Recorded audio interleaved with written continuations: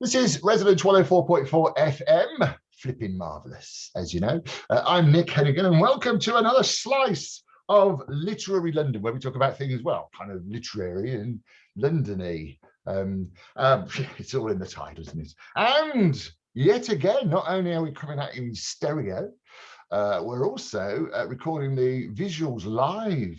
Oh yes! So if you look very carefully at us in stereo, you'll be able to see that we're actually, we're here, aren't we? Yes. It's going to be a great show today, because it's something that sort of has piqued my interest for many, many years.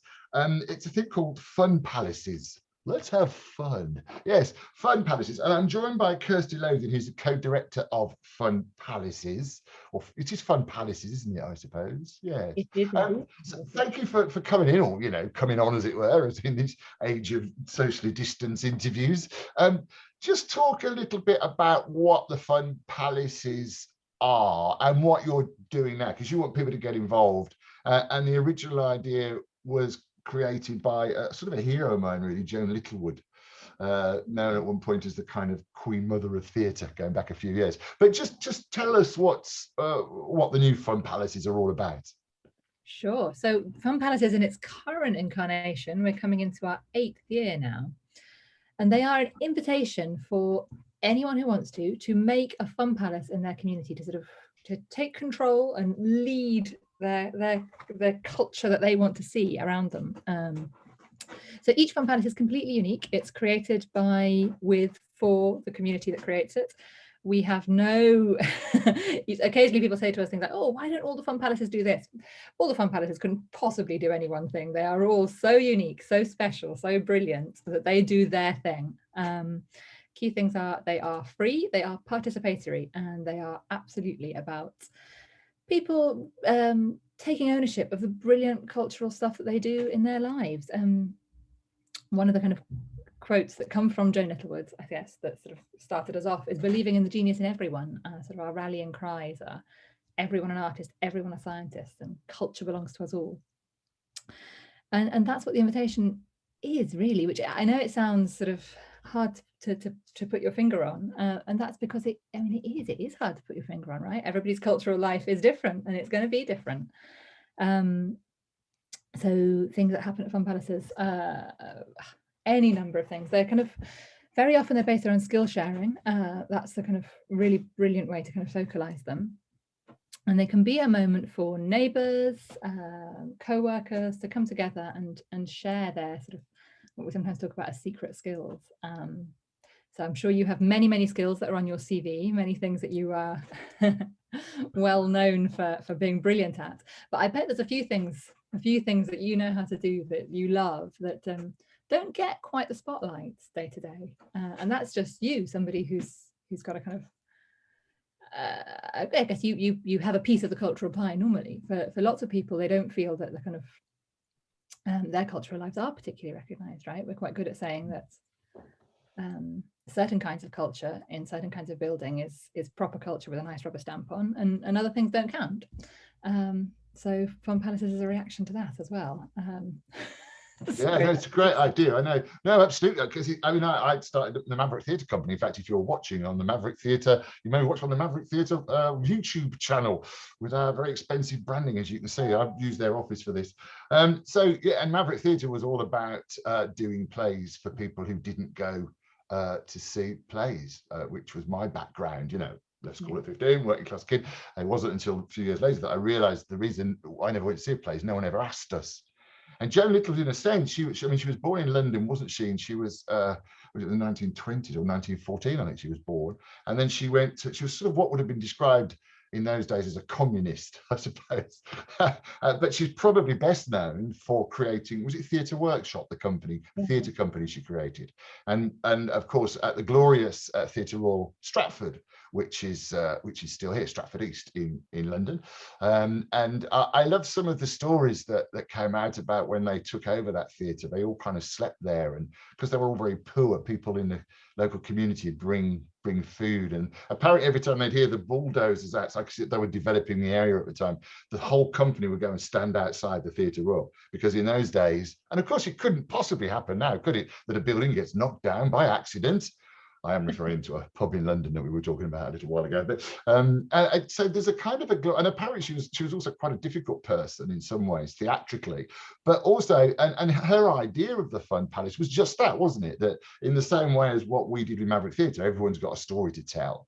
And it was Joan Littlewood's idea, and was she not working on a physical building, actually? The idea of you could go and dream, and you could look, or you could do science, or you could do art, you could kind of do whatever you wanted to do. And that never happened, did it, eventually? It didn't, no. So it's sort of, I guess theatre, her work with Theatre Workshop was kind of quite well established at the Theatre Royal Stratford East at that point. And she had a kind of really strong sense of place and relationship with the community around it. I mean, you mentioned the kind of rubble. I mean, over the road was a bomb site. You know, the bomb site was covered in kids playing and mucking around and doing things they shouldn't be doing.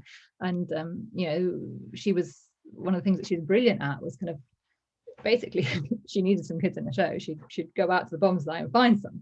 It wasn't about getting some nice kids from theatre school. And that's how Barbara Windsor, among others, started their career, as a kid that kind of just got intrigued by Joan Littlewood because she was nearby. But yeah, and one of the things she found is that the people in Stratford were certainly not going to up to the Albertopolis Museum to go to the V&A or anything else. They weren't even going to the West End to the theatre. You know, they were sticking around in the East End, which didn't mean that they weren't busy, didn't mean that they weren't doing amazing, incredible cultural things with their time. And the other thing that was happening then in the kind of late 50s, early 60s is this idea that automation would bring leisure.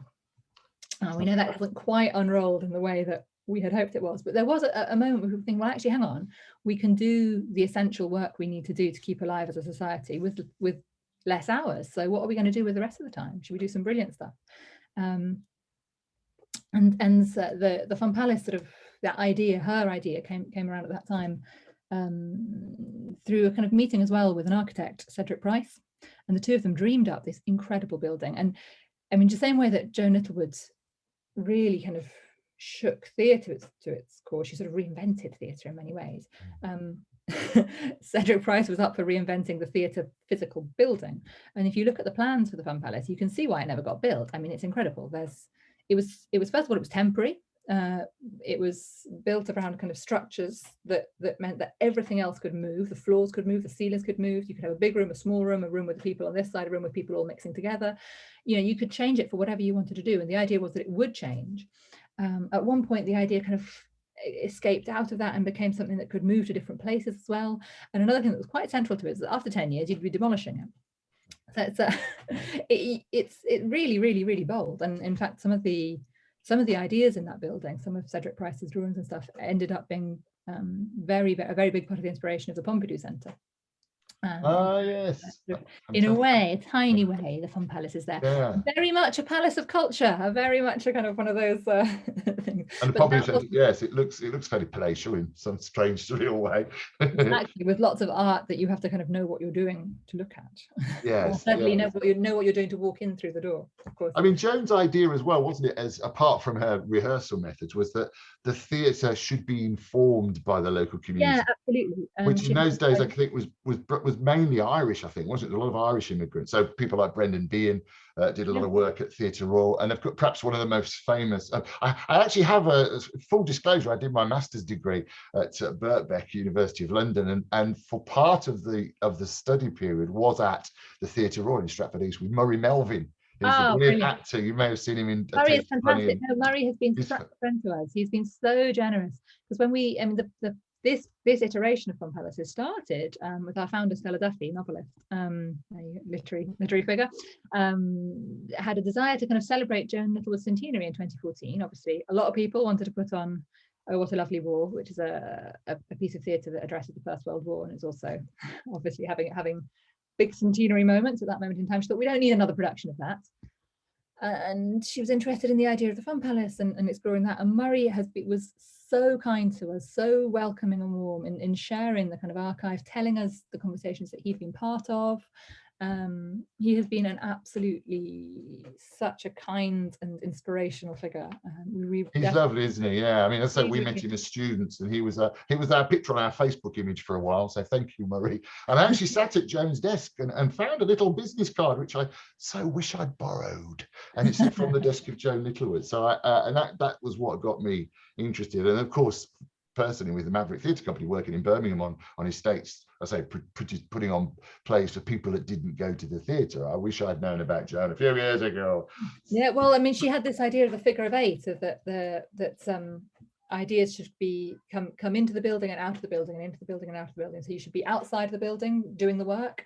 You should be sharing ideas and bringing those ideas and those people into the building, developing them, performing them inside the building and going out again to share them, and then coming, you know, that those ideas and sharings should go absolutely in both directions, in and out and in and out, and be really, really nested around. But her Fun Palace was kind of, what was really radical about it is it wasn't just about theatre, right? I mean, one of the things that the Arts Council said in declining her application in 1962, it was massive. I've been trying to look back and find the amount of money. It was for a massive amount of money. You can see why I shouldn't get it. But they also said, rather primly, the Arts Council is interested in something which does not interest Miss Littlewood, art. But she was first to say, this is not a theatre, this is not a museum, this is not these things, this is more exciting than that. I'm going to read you quite a long quote because I think it's really please do. Get to the point. It says, this is from the drawings, that Cedric Price's drawings and the annotations around the side of this Fun Palace. It says, choose what you want to do or watch somebody else doing it. Learn how to handle tools, paint, babies, machineries, or just listen to your favorite tune. Dance, talk, or be lifted up to where you can see how other people make things work. Sit out over space with a drink and tune in to what is happening elsewhere in the city. Try starting a riot or beginning a painting, or just lie back and stare at the sky. And that's kind of, that quote really kind of, that's what fired it off. Right? Yeah, you can do a brilliant manifesto, wasn't it, really? And of course, perhaps, well, I mean, we can say that now ahead of the time because you're doing it. So we're talking about Fun Palaces. I'm Nick Hennegan. This is Resonance 104.4 FM.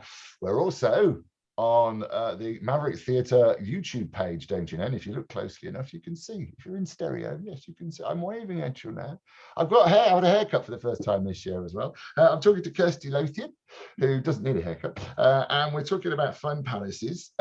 So it was a kind of a London thing. Joan Littlewood, a great artist and a thinker and a sort of radical in so many ways. And then, as you say, Stella was interested in the centenary of Joan Littlewood's birth, wasn't it?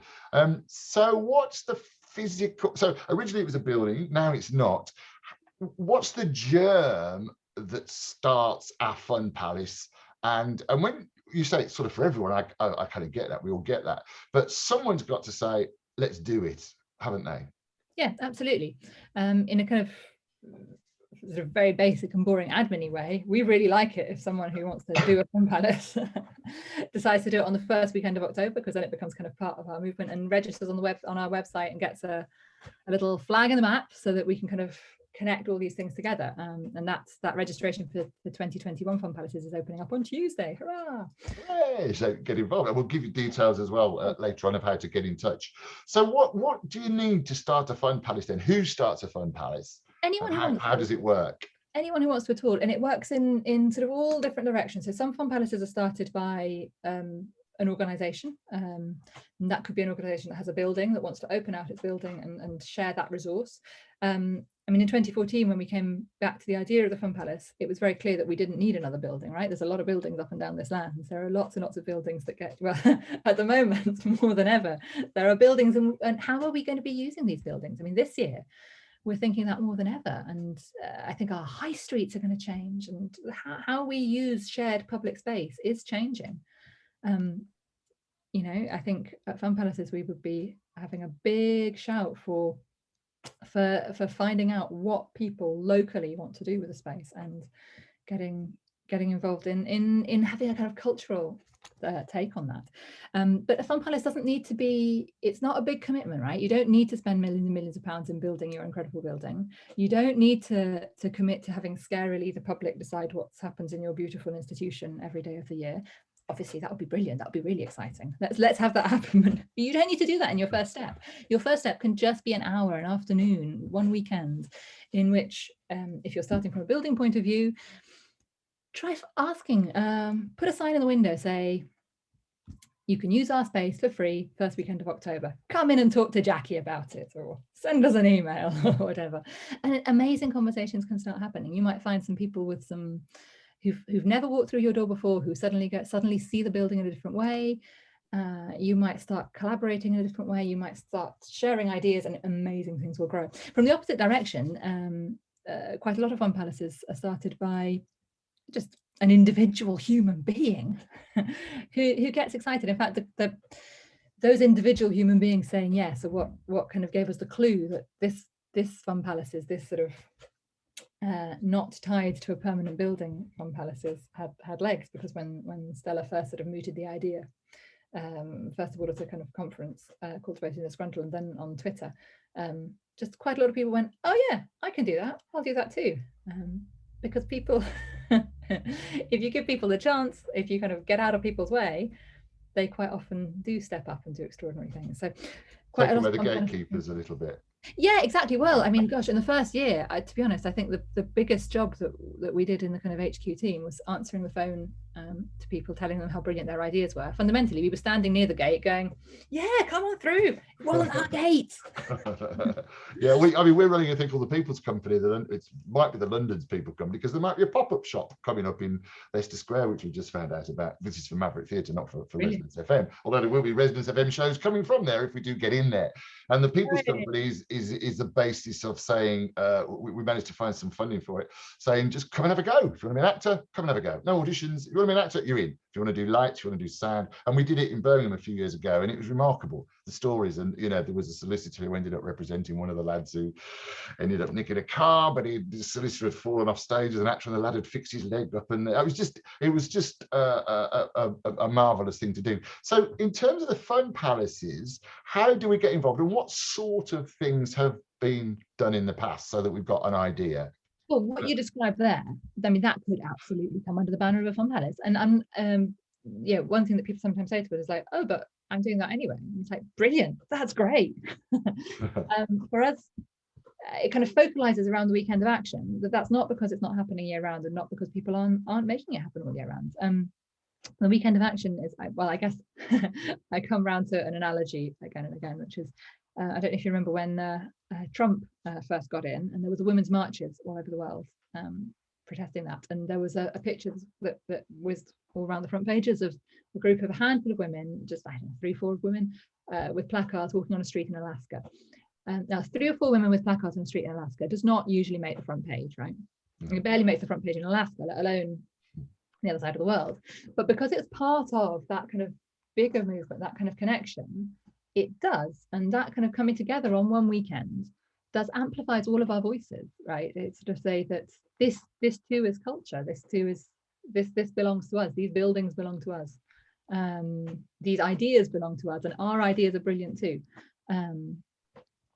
So we would encourage, if you can, if it's a possibility, to make something tiny even happen on that weekend, and be part of what becomes then this sort of huge cross-national demo for people's ownership of culture, for everyone being an artist, everyone a scientist, and culture being absolutely what we all do, and recognizing that what we do is culture, and not just within the confines of the give us some practical examples of what does it look like. Because someone will be listening and, oh, I could do that. I could. So give us a few practical examples of events that have happened in the past.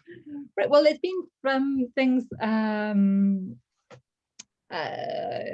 This is where I always go completely blank, and as soon as I call, I will have millions of brilliant things come back. But you say, because it can be science, it doesn't have to be. Yeah, absolutely. It could be art, science, heritage. So a brilliant one that happens. A brilliant one that happened in a National Trust property recently. It was a couple of years ago that I was at. They took over the cricket pavilion in the gardens, because obviously the National Trust property have often are paid for venues. Fun palaces do have to be free, but a cricket pavilion in the gardens could be the perfect sort of in between position. And some of the makers there was a drumming group that met in the nearby town that put on a performance and was teaching people to use the drums. But the thing that really struck with me was one of the volunteers who usually did the kind of history tours of the National Trust property, which was in North Wales on the coast, got a bit of beach at the end of the gardens. She used to, at the end of her shifts, wander down to the beach and see what she could see. And gradually, and she was retired, in her spare time she'd been finding out a little bit more about the different things she'd been finding, different shells, bits of sea debris. And so she had a little store in which she had the various bits of stuff she'd found on the seashore with information about them. So kind of just a little tiny moment of, I don't know, marine biology mixed in with things. And that's for her was a big step. It wasn't something that she'd done before. It wasn't something that she's a known expert of at all. And yet it's something that she was really enjoying, that she got an enormous amount of pleasure of, and some incredible conversations started from. So there's that kind of thing can happen, absolutely. One that I really enjoyed in Falkirk a few years ago now. We were over the Fun Palaces weekend, obviously not in 2020 and probably not in 2021 with the, I keep saying that. Last year, oh no, 2 years ago, wasn't it? Yeah. Yeah, I mean the kind of core team of us would basically just jump on trains and challenge Annika, try and get to see as many as possible. Get around the world. So I was zooming through Falkirk first thing early on a Saturday morning in this beautiful sunny morning, this little tiny kind of tenants and residence hall, and in it was the bloke who mends the roof, who was teaching people how to use his tools. A bloke who lived on the other side of the green with a bucket with a koi carp in it, and he was just showing people showing off his koi carp, really, talking about it and the life cycle thereof. A woman who'd recently qualified as a taekwondo teacher, sort of having a go at running a class. She'd never run a class before and was just basically trying it out. And I think somebody was doing embroidery as well. So there's just tiny, really easy things to do. And I mean, our advice to people who haven't made a Fun Palace before is just keep the bar low. Doesn't need to be the most extraordinarily huge event that you've ever put on in your life. Obviously, unless that is absolutely your bag on what makes you get out of bed in the morning, in which case go for it, make it enormous. But just, it's meant to be fun, right? It's a bit of an experiment. So is the idea of having, I mean, there's a thing called NaNoWriMo or whatever it's called, which is a month in November to write a novel. And that started as an idea in the States and is now a worldwide kind of thing where, where people come together and write, I think 30,000 words or whatever it is. So is the benefit in a sense that and I guess in these internet days, as we know right now, talking as we are over the internet, sci-fi, I tell you, and is the benefit, of course, then is there a sort of mutual support thing about it? I mean, obviously, I guess the focus is important. Totally, yeah.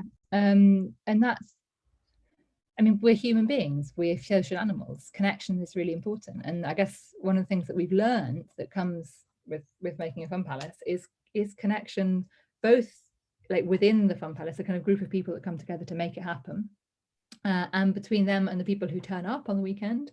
And that kind of connection of sharing something together is it's nourishing, isn't it? It sort of really feeds you. And the other thing that the makers have told us is, we call the people who make Fun Palaces makers, obviously, that the makers have told us that one of the things that comes of doing it all together is that they get support from each other, and they kind of really enjoy that connection, and that can have all sorts of serendipitous things. I mean, in 2019, for instance, Eltham Library in South London made a Fun Palace. Eltham Library in New Zealand made a Fun Palace, and Eltham Library in, I think, Ohio, America, made a Fun Palace. So those three connected, and they ended up having some activities that they shared virtually across the three. So glorious idea, isn't it? Do you think Joan Littlewood would be pleased? I think she'd be pleased, don't you? I hope so. I really hope so. I mean, it's not the building, but it's she was all about exploding that building, and we have exploded it, I think we can safely say. Yeah, absolutely. And over the past 7 years, there have been 2,122 Fun Palaces.